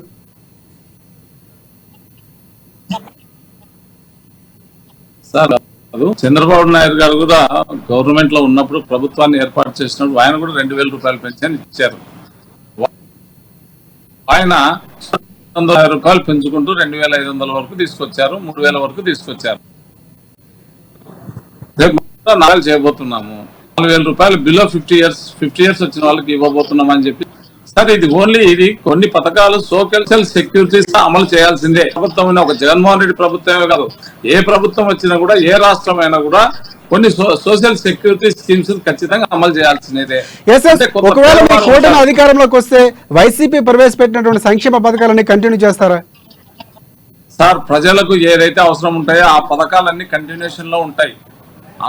ప్రధానంగా జగన్మోహన్ రెడ్డి చెప్తుంది ఒకటే, సో మళ్ళీ మనం సీఎం కాకపోతే, వైసీపీ అధికారంలోకి రాకపోతే పూర్తి ఒక్క పథకం కూడా అమలు కాదు, పేదవాడికి చేరవలసినటువంటి సంక్షేమం చేరదు అని బలంగా చెప్తున్నటువంటి పరిస్థితి కనిపిస్తా ఉంది.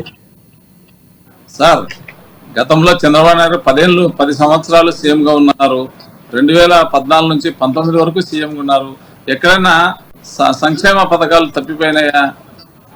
ఏమి ఇది చేయలేదు కదా సార్, అన్ని కంటిన్యూ చేశారు. వీళ్ళ కొత్త స్కీములు తీసుకొచ్చి తాడేపల్లి పాలేసుకు పరిమితం అయ్యి బట్టలు నొక్కడం తప్ప ప్రజలు రోడ్ల మీద ఏమున్నాయి, రోడ్లు బాగున్నాయా, నీళ్లు ఉన్నాయా, ఇవన్నీ ఎక్కడ చూడలేదు ఆయన. నాడు నేడు అనేది స్కూళ్ళు 4 లక్షల రూపాయలు, 14 లక్షల బిల్లు. వాళ్ళ అనుచరులంతా, వాళ్ళ ఫాలోవర్స్ అంతా బాగుపడడానికి కోసమే స్కీములు పెట్టారు, స్కాములు చేస్తున్నారు. కాబట్టి రేపు మా ప్రభుత్వం, జనసేన తెలుగుదేశం ఉమ్మడి ప్రభుత్వం వస్తే దీనిలో అన్నిటి మీద ఎంక్వైరీలు జరుగుతాయని చెప్పి ఘంటాపదంగా చెప్తున్నాను. సుబ్బారెడ్డి గారు ఈ ప్రశ్నకి సమాధానం చెప్తారు. తులసిరెడ్డి గారు ఒక నిమిషం. సుబ్బారెడ్డి గారు చెప్పండి. తులసిరెడ్డి గారికి మేము ఓపెన్ ఛాలెంజ్ చేస్తున్నాం సార్.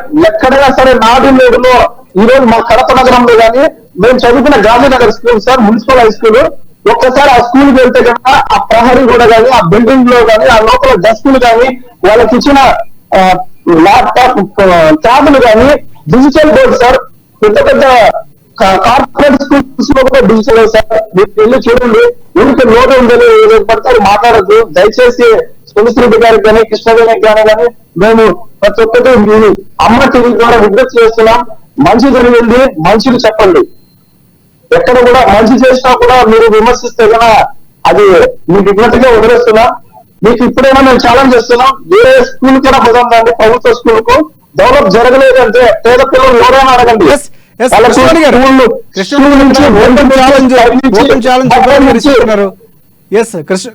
ఓపెన్ ఛాలెంజ్ ఇస్తున్నారు. పూర్తిగా ఎక్కడికెళ్ళా పూర్తిగా ఏదైతే మేము ప్రవేశపెట్టిన మంచిని కూడా గుర్తించాలని చెప్పినటువంటి పరిస్థితి ఆయన ఓపెన్ ఛాలెంజ్ చేస్తున్నారు. నాడు నేడుకు సంబంధించి మీరేమంటారు? నేను కూడా ఓపెన్ ఛాలెంజ్ చేస్తున్నానండి. వైసీపీ గవర్నమెంట్ కానీ, ఆనగ సుబ్బారెడ్డి గారు కానీ ఓపెన్ ఛాలెంజ్ నాడు గురించి మాట్లాడారు కదా. నాడు నేడు గురించి మాట్లాడినటువంటి విద్యా వ్యవస్థ గురించి మాట్లాడారు. విద్యా వ్యవస్థ ఇవాళ ఎంత చిన్న బెదవైపోయిందంటే ఓపెన్ ఛాలెంజ్ నేను తీసుకెళ్లి చూపిస్తాను. ఇవాళ గవర్నమెంట్ స్కూల్లో పిల్లలు 8th క్లాస్ పిల్లలకి కూడా గంజాయి దొరుకుతుంది. ఎందుకు దొరుకుతుంది? ఎందుకు కట్టడి చేయలేకపోతున్నారు మీరు? ఇవాళ అదే స్కూల్లో యువత అంతా కూడా పక్కన పట్టారు. వైసీపీ గవర్నమెంట్ వచ్చిన తర్వాత డ్రగ్స్ దగ్గర నుంచి గంజాయి వరకు కూడా ఎందుకు ఇంత విచ్చలవిడిగా యువతకి దొరుకుతుంది? అది ఎందుకు మీరు కట్టడి చేయలేకపోతున్నారు? ఈ యువత నాశనం చేసేసిన తర్వాత నాడు నేడు అని కార్యక్రమం పెట్టామంటే స్కూళ్ళకి రంగులు తప్ప ఏమీ మిగలేదండి. చాలా స్కూళ్ళు వైసీపీ నాయకులు ప్యాకెట్లు అనుకుంటున్నారు. కొన్ని స్కూళ్ళు మూసేశారు, మీకు తెలుసు. కొన్ని స్కూళ్ళు తాకట్టు పెట్టారు, కొన్ని స్కూళ్ళు అమ్మేసుకున్నారు కూడా. వైసీపీ నాయకులందరూ కూడా అమ్మేసుకుని చాలా వరకు ఉన్నటువంటి ఈ స్కూళ్ళలో విద్యా వ్యవస్థ ఎంత చిన్నభిన్నంగా ఉందో మీరు చూడొచ్చు. క్వాలిఫైడ్ అయినటువంటి టీచర్స్ ఇప్పటి వరకు ఎందుకు నియమించలేకపోయారు? మీరు సిబిఎస్ఈ సిలబస్ తీసుకొచ్చాము, పెద్ద పెద్ద ట్యాబ్లు ఇచ్చామని చెప్తున్నారు. దానికి తగ్గట్టు టెక్నాలజీ తెలిసినటువంటి ఇంజనీరింగ్ స్టూడెంట్స్ చాలా మంది ఉన్నారు. వాళ్ళు ఎందుకు మీరు నియమించలేకపోయారు టీచర్స్ కాదు? కాకపోతే మీరు చెప్పే ప్రతి మాట కూడా అన్ని అబద్ధాలు తప్ప నిజాలు కాదు. వాళ్ళు పేదలందరూ బాగుపడిపోయారు, పేదలందరికీ చాలా చేసేస్తామని చెప్తున్నారు. ఇవాళ మిడిల్ క్లాస్ నడ్డి విడిచేశారు వీళ్ళు. మిడిల్ క్లాస్ ఆస్తులు దోచేశారు వీళ్ళు. మిడిల్ క్లాస్ ని పేదవాడిగా మార్చిన గవర్నమెంట్ ఏదైనా ఉందంటే వైసీపీ గవర్నమెంట్.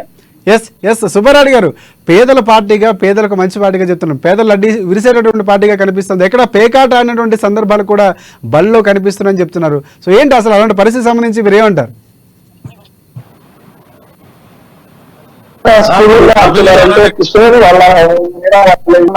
స్కూల్ ఏమన్నా మేడం కట్టించింటే ఆ స్కూల్లో ఎవరన్నా ప్రైవేట్ స్కూల్లో అన్నారేమో. గవర్నమెంట్ స్కూళ్ళలో ఎక్కడ వాచ్మెన్ ఉంటారు సార్. వాచ్మెన్ ఎవరిని మద్యం తాగడానికి, పేకాట ఆడడానికి అనుమతించరు. దయచేసి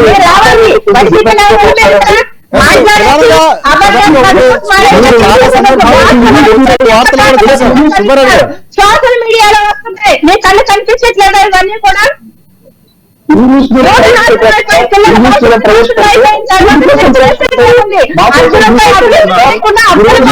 రాష్ట్రంలో నుంచి ఈ రాష్ట్రంలో చదువుకున్న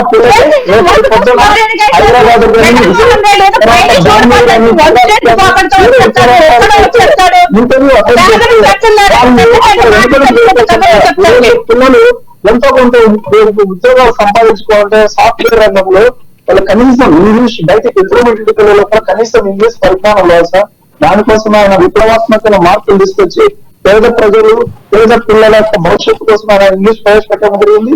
అది కూడా తల్లిదండ్రులు పేదవాళ్ళు అయితే దూరం ఎక్కడ స్కూల్ పంపించడం అని చెప్పి ఆ పిల్లలు చదువుకోవాలంటే ఆ తల్లిదండ్రులకు ఇబ్బంది పడకుండా వాళ్ళకి అమ్మఒడి పథకం వాళ్ళు ప్రవేశపెట్టి వాళ్ళకు సంవత్సరానికి 10,000 రూపాయలు డబ్బులు ఇస్తున్నారు సార్. ఇదే కాకుండా విద్యా దీవెన, విస్తృతి దీవెన,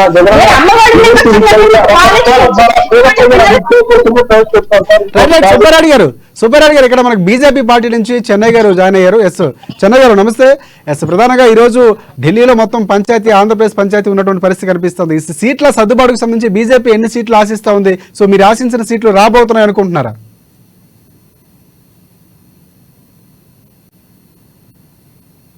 చెన్నై గారు చెప్పండి.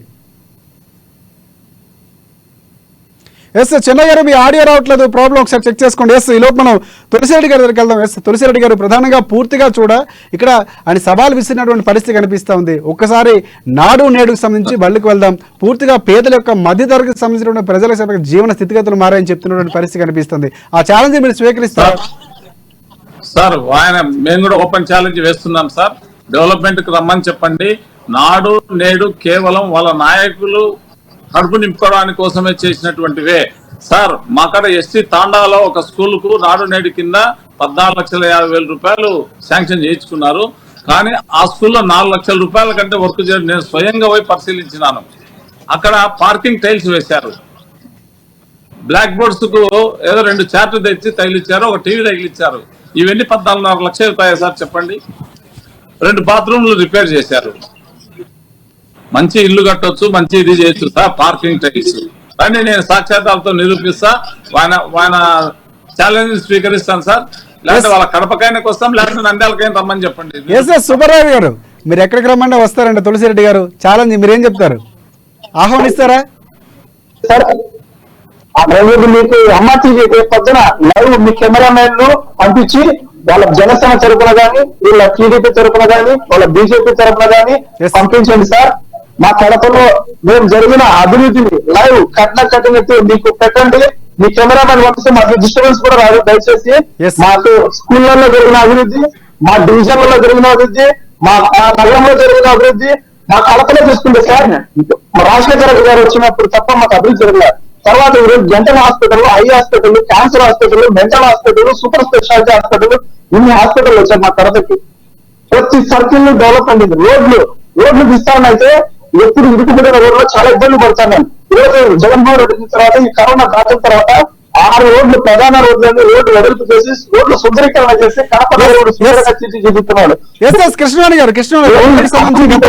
చాలా వరకు నిరసనలు టీడీపీ కానీ జనసేన పార్టీ కానీ చేస్తున్నటువంటి పరిస్థితి. సో ఇప్పుడు రోడ్లు నీట్ గా ఉన్నాయి, జనసేన పూర్తిగా విమర్శించింది రాంగ్ అని చెప్తున్నటువంటి పరిస్థితి కనిపిస్తూ ఉంది. సో వైసీపీ ప్రభుత్వంలో రోడ్లని మేము చాలా వరకు కూడా నీట్ గా డెవలప్ చేస్తామని చెప్తున్నారు ఆయన. సో అలా నీట్ గా డెవలప్ చేసినటువంటి పరిస్థితి ఉందా? ఎందుకు గతంలో మీరు ధర్నాలు చేసినటువంటి పరిస్థితి ఉంది, అంతా ఉట్టిదే అంటారా? మాట్లాడే మాట గుడ్ మార్నింగ్ సీఎం సార్ అనేసి ప్రతి సంవత్సరం కూడా మేము ఒక హ్యాష్ ట్యాగ్ తో జగన్మోహన్ రెడ్డి గారిని నిద్రని లేపి ఎక్కడికెక్కడ వాస్తవ పరిస్థితులు ఈ కార్ల కోసం ఈ దగ్గర నుంచి బయటకు పడిపోయిన వరకు కూడా అన్ని ఆ గోతులు గుంటలు అన్ని తీసి కొన్ని చోట్ల మా జన సైనికులు నాయకులు కూడా వాళ్ళ సొంత కష్టార్జితంతో రోడ్లు వేసేటువంటి పరిస్థితి. ఇవాళ నేను చెప్పేటువంటి పథకాలు ఏంటంటే ఎక్కడో 1-2 చోట్ల చౌరపాటు మీద సున్నం పాడినట్టుగా కామెంట్ చేసేస్తారు, వేసేస్తారు. ఇవాళ వేసేస్తాం, రాష్ట్ర వ్యాప్తంగా వేసేస్తాం. రండి, అయ్యే గోతులు, అయ్యే గుంటలు, అయ్యే చెరువుల్లాగా ఉన్నటువంటి రోడ్లు చూపిస్తాం, రమ్మని చెప్పండి వైసీపీ నాయకులు మా దగ్గరికి. ఇవాళ గ్రామ స్థాయి నుంచి చూసుకుంటే సిటీ వరకు కూడా ఎంత అధ్వానమైనటువంటి పరిస్థితి ఉందో చూడొచ్చు. ఏడీబీ రోడ్ల దగ్గర నుంచి ప్రతి రోడ్లోనండి ఎంత దారుణమైన పరిస్థితి ఉందో. ప్రతి వర్షాకాలం, ఎండాకాలం కాబట్టి ఎన్ని మాటలన్నా చెప్తారు. వర్షాకాలం వచ్చినప్పటికీ ప్రభుత్వం ఉంటుంది కదా, కుప్పకూలిపోద్ది కదా. అందుకని ఇప్పుడు ఎండాకాలం కాబట్టి చాలా కబుర్లు చెప్తారు. ఎక్కడ నీరు ఉండదు కాబట్టి గోతులు గొంతులు ఎక్కడ ఇప్పుడు కూడా చూపించండి. తులసిరెడ్డి గారు హ్యాండ్ రైజ్ చేస్తున్నారు, చెప్పండి మీ వర్షం చెప్పండి. పూర్తిగా రోడ్ల పరిస్థితి అంత అద్భుతంగా ఉందంటారు ఆంధ్రప్రదేశ్ లో? లేదు సార్, జగన్మోహన్ రెడ్డి గారి సొంత జిల్లా కాబట్టి ఆయన కొన్ని ఫండ్స్ ను మరలించి అక్కడ రోడ్డు వేసిండొచ్చు, నేను కాదన్నాను. ఇప్పుడు ఎవరైనా కూడా ఆ జిల్లాలో ఆ జిల్లాకు సంబంధించిన ముఖ్యమంత్రి ఉంటే వాళ్ళు అభివృద్ధి చేసుకుంటేది కొంత వాస్తవమే. కానీ మిగతా జిల్లాలన్నీ ఏమైపోయినాయి సార్, గుంతలు గుంతలు. మిగతా ఆంధ్రప్రదేశ్ లో ఎక్కడ పరిస్థితి లేదంటారా? లేదు సార్, జీరో, ఎక్కడ కూడా లేదు సార్. ఇంత దారుణం ఏంది సార్, గ్రామ పంచాయతీలకు సంబంధించి సర్పంచుల డబ్బులు కూడా లాక్కుంటున్నారు. కరెంటు బిల్లుల కానీ 15th, 14th, 13th ఫైనాన్స్ డబ్బులన్నీ వాళ్ళ అకౌంట్లలోకి వేసుకున్నారు. ఎలక్ట్రిసిటీ డిపార్ట్మెంట్ ద్వారా లాగేసుకున్నారు. అభివృద్ధి ఎక్కడ చేయాలా సార్? రోడ్లు వేసుకనీకి లేవు, గుంతలు పూడ్చనీకి లేవు. ఇప్పుడు ఎండాకాలం వస్తుంది, అసలు ట్యాబ్ నీటి సమస్య వస్తుంది. ఎక్కడ సార్ గ్రామ పంచాయతీలో డబ్బులు లేని పరిస్థితి. ఇవన్నీ స్టేట్ గవర్నమెంట్ వాడుకుంటే ఎక్కడ అభివృద్ధి జరిగిందో చెప్పానండి సుబ్బారెడ్డి గారిని. మీ జిల్లాలో అయిండొచ్చు, మీ సొంత జిల్లా కాబట్టి. ఎస్ సుబ్బారెడ్డి గారు, ఒకటి ఇంకోటి ప్రధానంగా గతంలో తెలంగాణ రాష్ట్రంలో ఉన్నటువంటి బీఆర్ఎస్ ప్రభుత్వం కూడా రోడ్లకు సంబంధించి కేటీఆర్ లాంటి వ్యక్తులు విమర్శించినటువంటి పరిస్థితులు కూడా ఉన్నాయి. పక్క రాష్ట్రాన్ని సూచిస్తూ వాళ్ళు కొన్ని కామెంట్స్ కూడా చేశారు. సో దానికి మీరు ఏమంటారు? గతంలో వైసీపీ సంబంధించి కొంతమంది విమర్శలు కూడా చేసినటువంటి పరిస్థితి, రోడ్లపై పక్క రాష్ట్రంలో కూడా చర్చ జరిగినటువంటి పరిస్థితి. మీరేమో ఆంధ్రప్రదేశ్లో రోడ్లు చాలా బాగున్నాయని చెప్పినటువంటి పరిస్థితి కనిపిస్తా ఉంది. 100% రోడ్లు బాగున్నాయి సార్. మీరు మా నాయకుడు జగన్మోహన్ రెడ్డి గారు మా ఎమ్మెల్యేలను, మా స్థానిక నాయకత్వాన్ని గత 2 సంవత్సరాల నుంచి కూడా గడప గడపకు మన ప్రభుత్వం అని ప్రజల వద్దనే ప్రతి ఇంటికి మేము చేసిన మంచిని కానీ అక్కడ వాళ్ళకుండా ఏదైనా సమస్యలు తెలుసుకొని పరిష్కారం కోసం గడప గడపకు మన ప్రభుత్వం కార్యక్రమం పెట్టడం జరిగింది. ఆ గడప వైసీపీ తర్వాత ఎన్ని కిలోమీటర్లు రోడ్లు వేసినటువంటి పరిస్థితి ఏమో చెప్పగలరా మీరు? సార్ నేనైతే ఎగ్జాక్ట్ నాకు ఫిగర్ తెలియదు. ప్రతి సచివాలయ పరిధిలో 40 లక్షలు డెవలప్మెంట్ ప్రతి గడప గడపకు మన ప్రభుత్వం ద్వారా ప్రతి సచివాలయ పరిధికి 40 lakhs ఇచ్చాం సార్. 14th ఫైనాన్స్ కాకుండా 15th ఫైనాన్స్ కాకుండా అక్కడ స్థానిక నిధులు కాకుండా జనరల్ ఫండ్ కాకుండా ఈ అడిషనల్ గా జగన్మోహన్ రెడ్డి గారు డెవలప్మెంట్ కోసము ప్రతి సచివాలయ పరిధిలో 40 లక్షల రూపాయలు ఇచ్చారు సార్. జీజీఎంపీ అంటారు సార్. గడప గడపకు మన ప్రభుత్వం అనే ప్రత్యేకంగా నిధులు కేటాయించారు సార్. ఇది 14th finance, 15th finance, general fund కు సంబంధించి సార్ సపరేట్ గా ఇచ్చారు ఆయన. అంటే అది అక్కడ స్థానికంగా ఉన్న కౌన్సిలర్ కావచ్చు, కార్పొరేటర్ కావచ్చు, సర్పంచ్ కావచ్చు, ఎంపీటీసీ కావచ్చు, వాళ్ళు అక్కడ ఉన్నటువంటి రోడ్లు కానీ కాలువలు కానీ లేదంటే అక్కడ అవసరాన్ని బట్టి వాళ్ళ దాన్ని ఉపయోగించి అక్కడ డెవలప్మెంట్ చేయడం కోసం సార్. మేము కూడా మా వార్డులో కడపలో 21 కేంద్రం ఆంధ్రప్రదేశ్ వాటా ఉందనుకోవచ్చా? బీజేపీ పార్టీ చెందిన కేంద్రం నుంచి వాటా లేదా? ప్యూర్లీ గవర్నమెంట్, ఆంధ్రప్రదేశ్ గవర్నమెంట్ ఇచ్చింది సార్ జీజీఎంపీ. గడప గడపకు మన ప్రభుత్వం. తులసిరెడ్డి గారు ఒక్క నిమిషం. తులసిరెడ్డి గారు చెప్పాలి, 40 లక్షల రూపాయలు ప్రతి సచివాలయానికి వైసీపీ ప్రభుత్వం ఇచ్చినటువంటి పరిస్థితి, అభివృద్ధి ఖచ్చితంగా 90% వరకు దాదాపుగా రోడ్లు వేసినటువంటి పరిస్థితి కనిపిస్తా ఉందని సుబ్బారెడ్డి గారు చెప్తున్నారు. ఏమంటారు మీరు? సార్ గడప గడప అనే ప్రోగ్రామ్ లో వాళ్ళ ఇంటింటికి ఎమ్మెల్యేలు వాళ్ళ ప్రచారం చేసుకుంటూ ఏదైనా రోడ్లు కావాల్సి వస్తే గ్రామ స్థాయిలో వాళ్ళకు సంబంధించిన లీడర్లకు మాత్రమే కలెక్టర్ ఫండ్ ద్వారా చేసినారు. కానీ కలెక్టర్ గ్రాంట్స్ కొన్ని రోడ్లు వేశారు. అవి ఎవరు లబ్ధి పొందడానికే, వాళ్ళ గ్రామ స్థాయిలో ఉన్నటువంటి నాయకులు లబ్ధి పొందడానికే చేశారు. కానీ వాళ్ళ నాయకులు ఇళ్ళకి వేసుకున్నారు, కానీ ప్రజల కోసం వేయలేదు సార్ అవి. కృష్ణవేణి గారు, పూర్తిగా రోడ్ల నిర్మాణానికి 40 లక్షల రూపాయలు ప్రతి సచివాలయానికి ఇచ్చామని చెప్తున్నటువంటి పరిస్థితి, సో బిల్లు అయినటువంటి పరిస్థితి కనిపిస్తుంది. చాలా వరకు విమర్శలు చేశారు. మీరు కూడా సర్పంచులు పరిస్థితి చాలా అగమ్య గోచరంగా ఉందని గతంలో టీడీపీ కానీ వైసీపీ కానీ ఆరోపించినటువంటి, టీడీపీ కానీ జనసేన కానీ ఆరోపించినటువంటి పరిస్థితి. సో ఏమంటారు సార్? ఒక్క నిమిషం సార్. ఈ 40 లక్షల రూపాయలు అనేది కూడా ఈ ఒక 6-8 నెలల నుంచి మాత్రమే తీసుకొచ్చినారు. కానీ గత 4 సంవత్సరాలు ఏమైంది సార్? వీళ్లకు ఎలక్షన్లు వస్తున్నాయని చెప్పి ఈ ప్రోగ్రాం తీసుకొచ్చారు. అవి కూడా ఎక్కడ పూర్తి కాలేదు. ఎన్నికల స్టంట్ అనుకుంటున్నారా? కేవలం ఎన్నికలు ముంచుకొస్తున్న నేపథ్యంలో ఇలాంటివి రిలీజ్ చేశారు అనుకుంటున్నారా మీరు? అవును సార్, అదే సార్ వాస్తవం. ఇప్పుడు సెంట్రల్ గవర్నమెంట్ కూడా ఫండ్స్ చేస్తుంది సార్. ఎందుకు? 14th finance and 15th finance direct state government వాడుకునేదని చెప్పి సర్పంచులు ఆందోళన చేస్తే వీళ్ళకు ప్రత్యేకంగా ఒక అకౌంట్ ఓపెన్ చేసి సర్పంచ్లకు డైరెక్ట్ గా వాళ్ళ అకౌంట్లలోనే సెంట్రల్ గవర్నమెంట్ ఫండ్స్ వేస్తుంది సార్. ఇప్పుడు వచ్చే ఫండ్స్ అన్ని కూడా సెంట్రల్ గవర్నమెంట్, స్టేట్ గవర్నమెంట్ ఏం లేదు సార్. రైట్ కృష్ణవాణి గారు, అది వాస్తవం కాదని చెప్పండి. ఎస్ సుబ్బారావు గారు మనకి అందుబాటులో లేరు. ఎస్ కృష్ణవాణి గారు చెప్పండి, పూర్తిగా అభివృద్ధికి సంబంధించి గతంలో కూడా ఎక్కడ జగన్మోహన్ రెడ్డి కానీ పూర్తిగా అభివృద్ధి చేసినటువంటి పరిస్థితి లేదని చెప్పినటువంటి పరిస్థితి. గతంలో రోడ్లకు సంబంధించి ఏదైతే పవన్ కళ్యాణ్ పర్యటనలో ఆయన పర్యటన ముందుగా ఉన్నదని తెలిసినటువంటి సందర్భాల్లోనే రోడ్లు వేసినటువంటి పరిస్థితులు ఉన్నాయని జనసేన ఆరోపించినటువంటి పరిస్థితి. గతంలో కేవలం మాకు భయపడే, మా నేతకు భయపడే రోడ్లు వేస్తున్నారని చెప్పినటువంటి పరిస్థితులు కూడా ఉన్నాయి. నిజంగా 40 లక్షల రూపాయలతో అభివృద్ధి చేస్తుంటే ఎందుకు అలాంటి పరిస్థితులు ధర్నాలు చేయవలసినటువంటి పరిస్థితి వచ్చింది జనసేన పార్టీకి? లేదా ఎక్కడ కూడా మీకు తెలుసండి, సాక్షాత్తు పవన్ కళ్యాణ్ గారు రాజమండ్రి వస్తున్నారని తెలిసిన తర్వాత నైట్ మీద పరిగెట్టే స్కూల్ పిల్లలాగా మా అధ్యక్షుడు పవన్ కళ్యాణ్ గారు కూడా మాట్లాడడం జరిగింది. అప్పటికప్పుడు ప్యాచ్ వర్క్ చేసి అప్పటికప్పుడు రోడ్లు వేసేసాడు జగన్మోహన్ రెడ్డి అక్కడ రాజమండ్రి పరిధిలో. కానీ పవన్ కళ్యాణ్ గారు వచ్చి అక్కడ రోడ్లు వేయడం మొదలు పెట్టిన తర్వాత మేము మా జిల్లా వరకు సంబంధించి ప్రతి చోట గుంతలు కప్పెట్టాము, కొన్ని చోట్ల రోడ్లు కూడా వేయగలిగాము.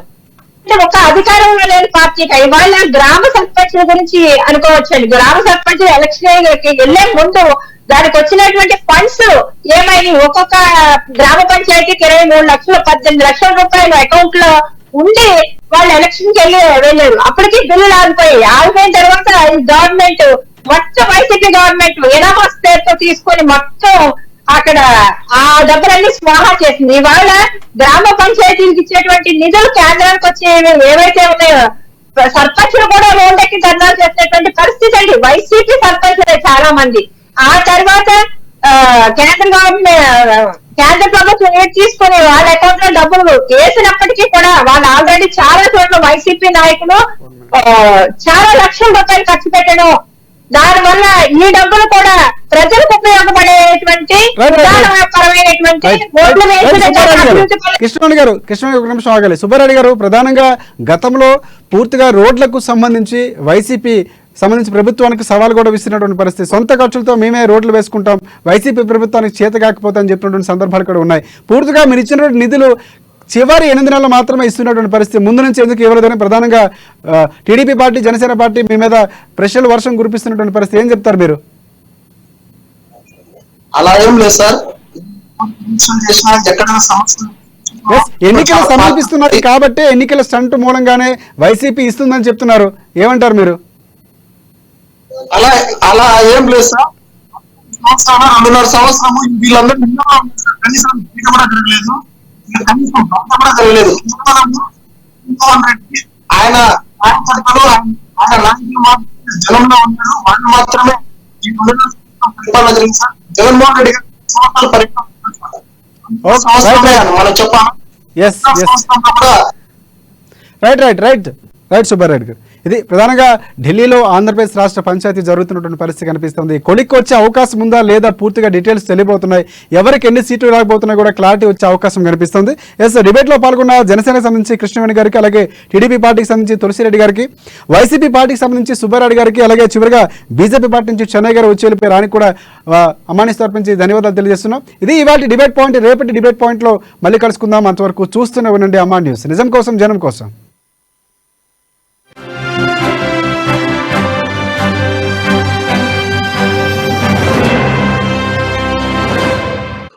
ఓం నమః